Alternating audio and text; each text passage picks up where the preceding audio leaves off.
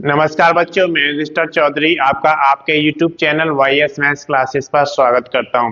बच्चों, आज इस वीडियो में हम लेकर आए हैं कि यूपीएससी ने निकाली है यहाँ पर बम्पर वैकेंसीज IAS और IFS के लिए, जिसका ऑनलाइन एप्लीकेशन कब से शुरू होगा, किस कैटेगरी में कितनी वैकेंसीज हैं, कब तक आप इसका ऑनलाइन एप्लीकेशन कंप्लीट कर सकते हैं, एप्लीकेशन फीस किस कैटेगरी को कितना देना है, टोटल पदों की संख्या कितनी है, ये सारा कुछ इस वीडियो में डिस्कस करेंगे।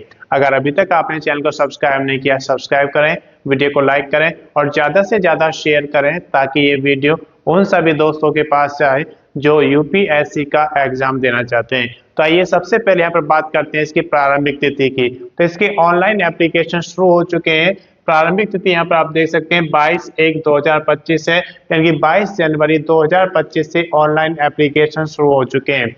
अंतिम तिथि यहाँ पर दिया गया है 11/2/2025, यानी कि 11 फरवरी 2025 तक आप इसका ऑनलाइन एप्लीकेशन जमा करा सकते हैं। आवेदन शुल्क की अगर बात करें तो 11/2/2025 तक आप जमा करा सकते हैं। किस कैटेगरी में कितनी आपको एप्लीकेशन फीस देनी है आप इसको यहाँ पर देख सकते हैं। अगर आप जनरल कैटेगरी यानी कि जिसे हम अनरिजर्व सामान्य जाति कहते हैं, या फिर ओबीसी अदर बैकवर्ड कास्ट जिन्हें हम अन्य पिछड़ा वर्ग कहते हैं, या फिर आप इकोनॉमिकली वीकर सेक्शन के अंतर्गत आते हैं जिन्हें हम ईडब्ल्यूएस कहते हैं, तो आपको यहाँ पर 100 रुपए का एप्लीकेशन फीस देना होगा। अगर आप शेड्यूल कास्ट एससी के अंतर्गत आते हैं, या शेड्यूल ट्राइब्स एसटी जिनको हम जनजातीय कहते हैं, या फिर आप फिजिकली हैंडीकैप्स हैं जिन्हें हम विकलांग कहते हैं, या फिर किसी भी कैटेगरी के आप महिला कैंडिडेट हैं, तो आपको इसके लिए कोई भी आवेदन शुल्क नहीं देना है। अब ये आवेदन शुल्क आप कैसे जमा करा सकते हैं? अगर आप डेबिट कार्ड यूज करते हैं तो डेबिट कार्ड के थ्रू इसका ऑनलाइन एप्लीकेशन फीस जमा करा सकते हैं। अगर आप क्रेडिट कार्ड यूज करते हैं तो क्रेडिट कार्ड के थ्रू भी इसका ऑनलाइन एप्लीकेशन फीस जमा करा सकते हैं। और अगर आप नेट बैंकिंग यूज करते हैं तो नेट बैंकिंग के द्वारा इसका ऑनलाइन एप्लीकेशन फीस जमा करा सकते हैं। और अगर आप इसका ई चालान बनवाकर फीस जमा करना चाहते हैं तो ई चालान से भी आप इसका फॉर्म का फीस जमा कर सकते हैं। इसके बाद हम बात करते हैं करेक्शन डेट की। तो करेक्शन डेट जो दिया जाता है उसमें आप अपने फॉर्म में एडिटिंग या फिर करेक्शन कर सकते हैं अगर आपने कोई गलती की है। तो अगर आपने कोई गलती नहीं की है तो करेक्शन की आपको कोई जरूरत नहीं होती है।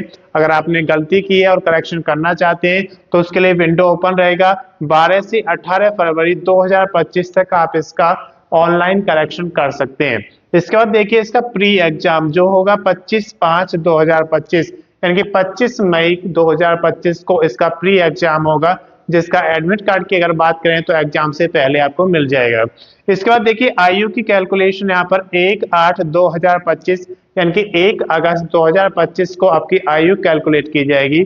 आपकी आयु उस समय कितनी होनी चाहिए? यहाँ पर देखिए 21 वर्ष से 32 वर्ष तक मांगा गया है, यानी कि कम से कम 21 वर्ष और ज्यादा से ज्यादा 32 वर्ष होना चाहिए। अगर आप किसी रिजर्व कैटेगरी में आते हैं तो आपको यूपीएससी IAS और IFS नियम के अनुसार जो छूट मिलती है वो छूट आपको इसमें दी जाएगी। तो ये सारा देख सकते हैं कि जो भी IAS या IFS का जो रिक्रूटमेंट आपको निकाला गया 2025 का, उसके अनुसार आयु में छूट मिल जाएगी। बात करते हैं कुल पदों की संख्या की। तो कुल पदों की संख्या पर देख सकते हैं 1129 पद दिए गए, जिसमें IAS और IFS दोनों के पद हैं।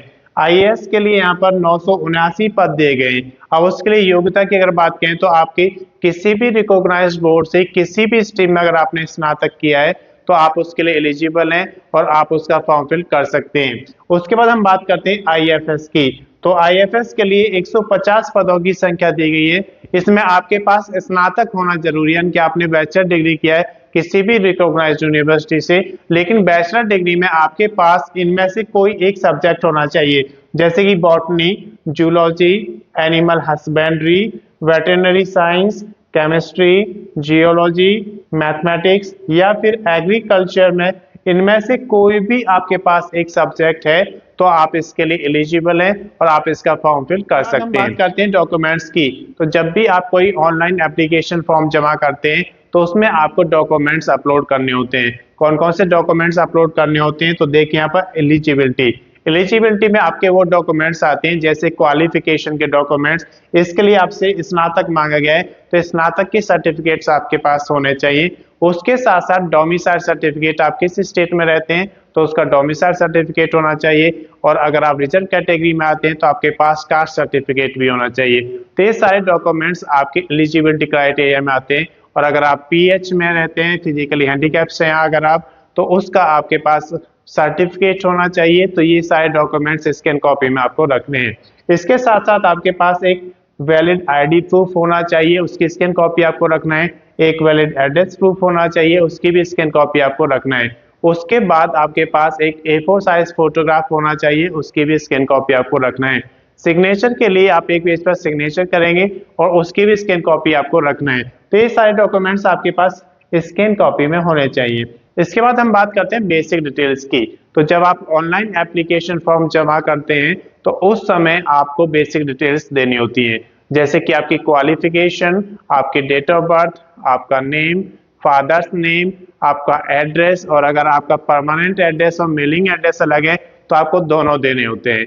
तो ये सारी डिटेल्स जब आप फिल कर देंगे उसके बाद आपको डॉक्यूमेंट्स अपलोड करने होते हैं, और जब डॉक्यूमेंट्स अपलोड हो जाएंगे उसके बाद फोटो और सिग्नेचर अपलोड करने होते हैं। तो ये सारी चीजें अपलोड करने के बाद आप उसका प्रीव्यू चेक करेंगे। प्रीव्यू चेक करने से आपको एक बेनिफिट मिलता है कि अगर कोई गलती आपकी होती है तो आप उसे सुधार सकते हैं, और सुधारने के बाद आप उसे फाइनल सबमिशन कर देंगे। जब आप इसका फाइनल सबमिशन कर देंगे तो उसके बाद आप इसका प्रिंट आउट लेंगे। प्रिंट आउट लेने से आपके पास एक रिकॉर्ड रहता है कि कौन कौन से डॉक्यूमेंट्स आपने अपलोड किए हैं। उस भर्ती में जब आप आगे बढ़ेंगे तो कौन कौन से डॉक्यूमेंट्स आपको रेडी रखने, ये सारा रिकॉर्ड आपके पास रहता है। अगर इसकी अधिक जानकारी आपको चाहिए तो अधिक जानकारी के लिए आप यूपीएससी का ऑफिशियल नोटिफिकेशन पढ़ेंगे तो उसमें सारी जानकारी मिल जाएगी। आरआरबी ने ग्रुप डी की बम्पर वैकेंसीज निकाली है। इसके ऑनलाइन एप्लीकेशन कब से शुरू होंगे, कुल पदों की संख्या कितनी है, कब तक आप इसका ऑनलाइन एप्लीकेशन जमा कर सकते हैं, एप्लीकेशन फीस कितना रहेगा, किस जोन में कितनी वैकेंसीज हैं, सारा कुछ इस वीडियो में डिस्कस करेंगे। वीडियो को अंत तक जरूर देखें। अगर अभी तक आपने चैनल को सब्सक्राइब नहीं किया, सब्सक्राइब करें, वीडियो को लाइक करें और ज्यादा से ज्यादा शेयर करें ताकि ये वीडियो उन सभी दोस्तों के पास पहुंचे जो आरआरबी में ग्रुप डी की भर्ती देखना चाहते हैं।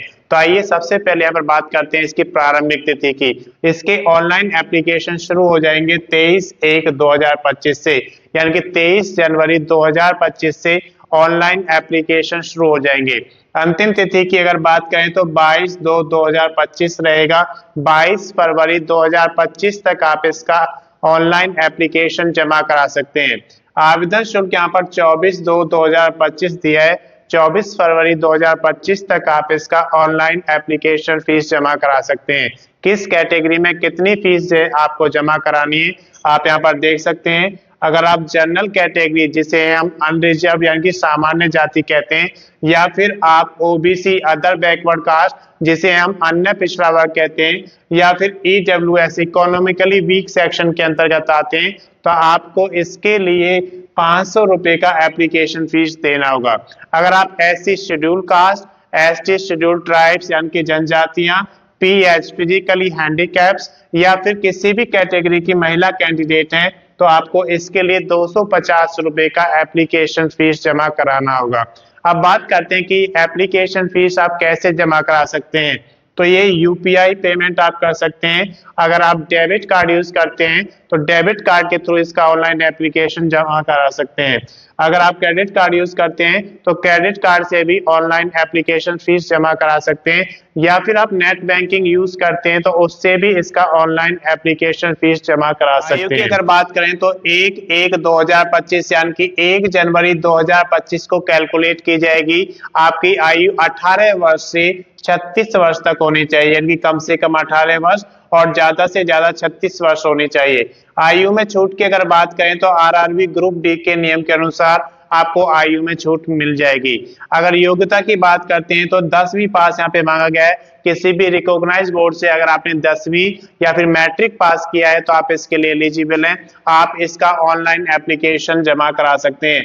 पीईटी फिजिकली एफिशिएंसी टेस्ट की अगर बात करते हैं तो पुरुषों के लिए 1000 मीटर दौड़ 4 मिनट 15 सेकंड में मांगा गया है, और अगर महिलाओं की बात करें तो 1000 मीटर 5 मिनट 40 सेकंड में मांगा गया है। कुल पदों की संख्या की बात करें तो यहाँ पर 32,438 पद हैं जो कि ग्रुप डी की वैकेंसी यहाँ पे निकाली गई है। किस जोन में कितनी वैकेंसी है सारी डिटेल्स आप यहाँ पर देख सकते हैं। जयपुर की बात करें तो 1433 वैकेंसी है। प्रयागराज में 2020 वैकेंसी है। हुबली में 530 वैकेंसी, जबलपुर में 1614 वैकेंसी दी गई है। भुवनेश्वर में 964 वैकेंसी है। बिलासपुर 1337 वैकेंसी दी गई है। दिल्ली में यहाँ पर 4785 वैकेंसी है। चेन्नई की बात करें तो 2694 वैकेंसी दी गई है। गोरखपुर में 1370 वैकेंसी है। गुवाहाटी में यहाँ पर 2048 वैकेंसी दी गई है। कोलकाता में यहाँ पर 2861 वैकेंसी है। मुंबई में 7916, जो कि सबसे ज्यादा वैकेंसी दी गई है मुंबई के अंदर। हाजीपुर की बात करें तो 1251 वैकेंसी है और सिकंदराबाद में 1642 वैकेंसी दी गई है। तो ये जोन के हिसाब से आपको वैकेंसीज दिखाई गई हैं कि जो टोटल वैकेंसीज आपकी 32,438 हैं, वो किस जोन में कितनी वैकेंसीज हैं, तो कौन से जोन से आपको एप्लीकेशन फॉर्म फिल करना है, ये यहाँ पर आप देख सकते हैं। इसके बाद डॉक्यूमेंट्स की अगर बात करते हैं तो जब भी आप कोई ऑनलाइन एप्लीकेशन जमा करते हैं तो उसमें आपको डॉक्यूमेंट्स अपलोड करने होते हैं। कौन कौन से डॉक्यूमेंट्स अपलोड करने होते हैं, तो सबसे पहले बात करते हैं यहाँ पर एलिजिबिलिटी की। एलिजिबिलिटी में कौन से डॉक्यूमेंट्स आते हैं, जैसे यहाँ पर आपसे 10th पास यानी कि मैट्रिक मांगा गया है, तो आपके पास मैट्रिक के डॉक्यूमेंट्स होने चाहिए। इसके साथ साथ आपके पास एक वैलिड आईडी प्रूफ यानी कि आइडेंटिटी प्रूफ होना चाहिए, एक वैलिड एड्रेस प्रूफ होना चाहिए और आपके पास फोटो होना चाहिए। A4 साइज फोटो आप लेंगे और उसको आप स्कैन कॉपी में रखेंगे। तो ये सारे डॉक्यूमेंट्स आपके पास स्कैन कॉपी में होने चाहिए। सिग्नेचर आप एक पेज पर सिग्नेचर करके उसको भी स्कैन कॉपी में रखना है, क्योंकि ये सारे डॉक्यूमेंट्स आपको अपलोड करने होते हैं जब आप ऑनलाइन एप्लीकेशन को जमा करते हैं। इसके बाद यहाँ पर देखिए बेसिक डिटेल्स। जब आप ऑनलाइन एप्लीकेशन जमा करते हैं तो उस समय आपको बेसिक डिटेल्स देनी होती है।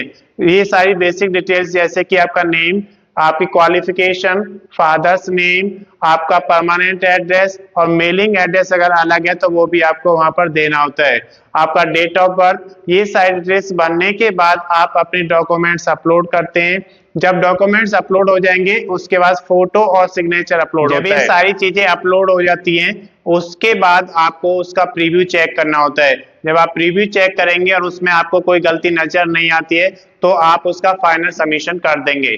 फाइनल सबमिशन के बाद आपको प्रिंट आउट निकालना बहुत जरूरी है, क्योंकि प्रिंट आउट निकालने से आपको वो सारी डिटेल्स आपके पास रहती है जो आपको उस भर्ती में आगे जरूरत पड़ती है। अगर इसकी अधिक जानकारी आपको लेनी है तो इसकी अधिक जानकारी के लिए आप आरआरबी का CEN नंबर 8/2024 पढ़ेंगे तो उसमें सारी जानकारी मिल जाएगी। CISF लेकर आया है कांस्टेबल, ड्राइवर और पंप ऑपरेटर की बम्पर वैकेंसीज, जिसके ऑनलाइन एप्लीकेशन की अगर बात करें तो शुरू हो गए हैं 3/2/2025 से, यानी कि 3 फरवरी 2025 से ऑनलाइन एप्लीकेशन शुरू हो चुके हैं। अंतिम तिथि रहेगा 4/3/2025। आप 4 मार्च 2025 तक आप इसका ऑनलाइन एप्लीकेशन जमा करा सकते हैं। आवेदन शुल्क की बात करें तो 4/3/2025 तक आपको जमा कराना है। किस कैटेगरी में कितना आवेदन शुल्क आपको देना है आप यहाँ पर देख सकते हैं। अगर आप जनरल कैटेगरी, जिसे हम अनरिजर्व या सामान्य जाति कहते हैं, या फिर OBC अदर बैकवर्ड कास्ट, या फिर अन्य पिछड़ा वर्ग कहते हैं, या फिर EWS इकोनॉमिकली वीकर सेक्शन के अंतर्गत आते हैं, तो इसमें सभी को आपको 100 रुपए जमा करना होगा। अगर आप SC schedule caste, ST schedule tribes या फिर एक्स सर्विसमैन है तो आपको कोई आवेदन शुल्क यहाँ पर नहीं देना है। इसके बाद हम बात करते हैं कि जो आवेदन शुल्क आप कैसे जमा कर सकते हैं। तो अगर आप डेबिट कार्ड यूज करते हैं तो डेबिट कार्ड के थ्रू आप इसका ऑनलाइन एप्लीकेशन फॉर्म का फीस जमा करा सकते हैं। अगर आप क्रेडिट कार्ड यूज करते हैं तो उससे भी आप इसका फीस जमा करा सकते हैं, या फिर आप नेट बैंकिंग के थ्रू भी इसका ऑनलाइन एप्लीकेशन फीस जमा करा सकते हैं। इसके बाद हम बात करते हैं आयु की, जो कि 4/3/2025 यानी कि 4 मार्च 2025 को कैलकुलेट की जाएगी। आपकी आयु 21 वर्ष से 27 वर्ष तक होनी चाहिए, यानी कि कम से कम 21 वर्ष और ज्यादा से ज्यादा 27 वर्ष होनी चाहिए। अगर आप किसी रिजर्व कैटेगरी में या फिर एक्स सर्विसमैन है तो आपको CISF रूल के अनुसार आयु में छूट दी जाएगी। इसके बाद हम बात करते हैं इसकी योग्यता की। तो योग्यता यहाँ पर 10th पास मांगा गया है, यानी कि आपने किसी भी रिकॉग्नाइज्ड बोर्ड से 10th या मैट्रिक पास किया हुआ है तो आप इसके लिए एलिजिबल हैं, आप इसका फॉर्म फिल कर सकते हैं। लेकिन उसके साथ साथ आपके पास हैवी मोटर व्हीकल या फिर ट्रांसपोर्ट व्हीकल का लाइसेंस होना जरूरी है। अगर ये दोनों चीजें आपके पास हैं तो आप इसके लिए एलिजिबल हैं, आप इसका फॉर्म फिल कर सकते हैं। अब बात करते हैं कि कुल पदों की संख्या कितनी है। तो यहाँ पर कुल पदों की संख्या 1124 दी गई है, जिसमें से ड्राइवर के अलग हैं और पंप ऑपरेटर के अलग हैं। कांस्टेबल ड्राइवर की बात करें तो 845 पद दिए गए हैं और पंप ऑपरेटर के लिए 279 पद यहाँ पे दिए गए हैं। पीएसटी फिजिकली स्टैंडर्ड टेस्ट या पीईटी फिजिकली एफिशिएंसी टेस्ट की अगर बात करें तो यहाँ पर ऊंचाई यानी कि हाइट मांगा गया है 167 सेंटीमीटर और सीना जो चेस्ट बोलते हैं उसकी अगर बात करें तो 80 से 85 सेंटीमीटर मांगा गया है, यानी कि 80 सेंटीमीटर फुलाने के बाद 85 हो जाना चाहिए। तो 80 नॉर्मल मांगा गया है और 85 सेंटीमीटर फुलाने के बाद मांगा गया है। दौड़ की बात करें तो रेस यहाँ पर 800 मीटर मांगा गया है, जो कि आपको 3 मिनट 15 सेकेंड में पूरा करना है। इसके साथ साथ इसमें आपकी लंबी कूद जिसे हम लॉन्ग जंप कहते हैं, तो 11 फुट आपको कूदना होगा, 3 बार में आपको चांस मिलेंगे यहाँ पर 3। अगर ऊंची कूद की बात करें हाई जंप की, तो यहाँ पर आप देख सकते हैं 3 फुट 6 इंच मांगा गया है, इसके लिए भी आपको 3 चांस यहाँ पर दिए जाएंगे। अब बात करते हैं कि जो कैटेगरी वाइज है ये कितनी वैकेंसी यहाँ पे दी गई है। अगर कांस्टेबल ड्राइवर की बात करते हैं तो अनरिजर्व में 344 वैकेंसी यहाँ पे दी गई है। ईडब्ल्यूएस इकोनॉमिकली वीक सेक्शन में 84, ओबीसी अदर बैकवर्ड कास्ट में 228, एससी के लिए 126 और एसटी के लिए 63 वैकेंसी दी गई है।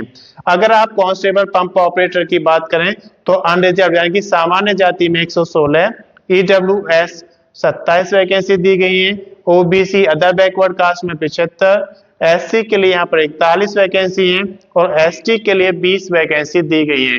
अब बात करते हैं डॉक्यूमेंट्स की। तो जब भी आप कोई ऑनलाइन एप्लीकेशन फॉर्म जमा करते हैं तो उसमें आपको कुछ डॉक्यूमेंट्स अपलोड करने होते हैं, जैसे आपकी एलिजिबिलिटी के डॉक्यूमेंट्स। इसमें यहाँ पर आपके एलिजिबिलिटी में 10th पास मांगा गया है और हैवी व्हीकल का आपसे लाइसेंस मांगा गया है, तो ये दोनों आपके पास होने चाहिए। इसके साथ साथ आपके पास डोमिसाइल सर्टिफिकेट की स्कैन कॉपी होनी चाहिए। अगर आप रिजर्व कैटेगरी में आते हैं तो कास्ट सर्टिफिकेट की भी आपके पास एक स्कैन कॉपी होनी चाहिए। इसके बाद आपके पास फोटो होना चाहिए स्कैन कॉपी में, और एक पेज पर आप सिग्नेचर करेंगे उसके भी आपके पास स्कैन कॉपी होनी चाहिए। तो ये सारे डॉक्यूमेंट्स आपके पास स्कैन कॉपी में होने चाहिए। इसके बाद हम बात करते हैं बेसिक डिटेल्स की। तो जब आप ऑनलाइन एप्लीकेशन फॉर्म जमा कराते हैं तो पहले आपको उसमें बेसिक डिटेल्स फिल करनी होती है, जैसे आपकी क्वालिफिकेशन, आपका name, father's name, date of birth, आपका परमानेंट एड्रेस, और अगर आपका मेलिंग एड्रेस अलग है तो वो भी आपको फिल करना होता है। जब ये सारी डिटेल्स उसमें फिल हो जाएंगी उसके बाद आप उसमें डॉक्यूमेंट्स अपलोड करते हैं, और डॉक्यूमेंट्स अपलोड करने के बाद आप अपने फोटो और सिग्नेचर अपलोड करते हैं। जब ये सारी चीजें अपलोड हो जाती हैं तो आप उस फॉर्म का प्रीव्यू चेक करेंगे, और प्रीव्यू चेक करने पर आप देखेंगे कि उसमें कोई आपसे गलती तो नहीं हुई। अगर कोई गलती हुई है तो आप उसे सुधार लीजिए, और अगर प्रीव्यू चेक करने के बाद आपको लगता है कि सारी एंट्रीज आपने जो फिल करी है वो सही है तो आप उसका फाइनल सबमिशन कर देंगे। और फाइनल सबमिशन करने के बाद आप उसका प्रिंट आउट जरूर निकालें, क्योंकि प्रिंट आउट लेने से आपके पास एक रिकॉर्ड रहता है कि भर्ती में जब आगे बढ़ेंगे तो कौन कौन से डॉक्यूमेंट्स आपको रेडी रखने हैं, वो सारा कुछ रिकॉर्ड आपके पास होता है। अगर इसकी अधिक जानकारी आपको लेना है तो इसके लिए आप इसकी ऑफिशियल वेबसाइट पर जाएंगे और CISF का ऑफिशियल नोटिफिकेशन पढ़ेंगे तो वहां पर सारी जानकारी मिल जाएगी। मैं समझता हूं कि ये जानकारी आपके लिए पर्याप्त है। अगर अभी तक आपने चैनल को सब्सक्राइब नहीं किया, सब्सक्राइब करें, वीडियो को लाइक करें और ज्यादा से ज्यादा शेयर करें, ताकि ये वीडियो उन सभी दोस्तों के पास पहुंचे जो CISF में कांस्टेबल ड्राइवर या फिर कांस्टेबल पंप ऑपरेटर बनना चाहते हैं। धन्यवाद।